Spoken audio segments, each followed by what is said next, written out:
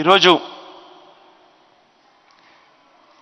ఆప్కోకు కూడా మన ప్రభుత్వం ఏ రకంగా తోడుగా ఉంది అని చెప్పి చూస్తే, మనం రాకమునుపు ఆప్కో బకాయిలే దాదాపుగా 120 కోట్ల రూపాయలు దాదాపుగా బకాయిలే ఉంటే, ఆ 120 కోట్ల రూపాయల బకాయిలు ఆప్కోకు సంబంధించినవి మనం క్లియర్ చేయడమే కాకుండా 469 కోట్ల రూపాయలు ఆప్కోకు ఇచ్చి చేనేతలకు ఆదుకున్న పరిస్థితులు, తోడుగా ఉన్న పరిస్థితులు కూడా ఈ 58 నెలల కాలంలోనే జరిగింది అని కూడా చెప్పడానికి గర్వపడతా ఉన్నాం.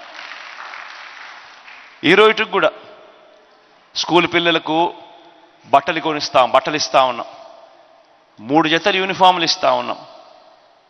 గతంలో మాదిరిగా ఈ బట్టలు ఇస్తారో లేదో తెలియదు, ఎప్పుడు ఇస్తారో లేదో తెలియదు.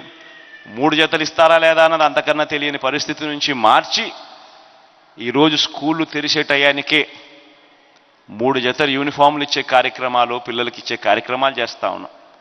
ఇందులో నేను అధికారులకు క్రిస్టల్ క్లియర్గా చెప్పిన ఆదేశాలు, చేనేతలు ఎంత చేయగలిగినా కానీ పర్వాలేదు, వాళ్ళకి ఆ మేరకు ఆర్డర్లు ఇవ్వండి.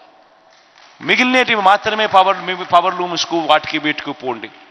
ఎందుకనంటే స్కూళ్ళు తెరిచే టయానికల్లా బట్టలు సప్లై జరగాలి.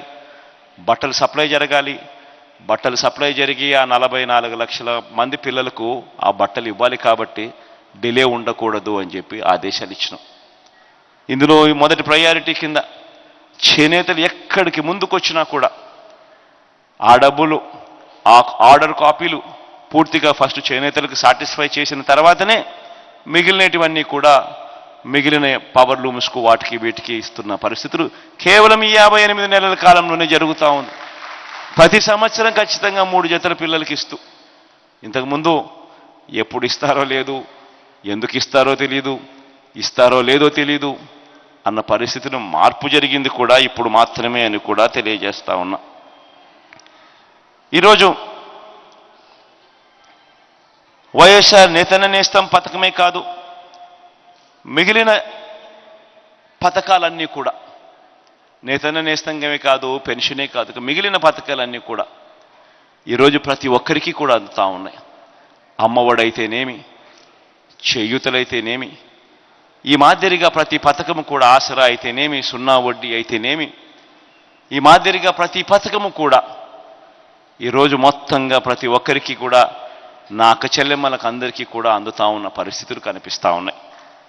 అందులో భాగంగా చూస్తే వీటికి సంబంధించి కూడా దాదాపుగా మరో 1,06,000 మందికి, మరో ఇతర సంక్షేమ పథకాలు మరో 871 కోట్ల రూపాయలు కూడా అందుకున్న పరిస్థితులు కూడా కనిపిస్తూ ఉన్నాయి.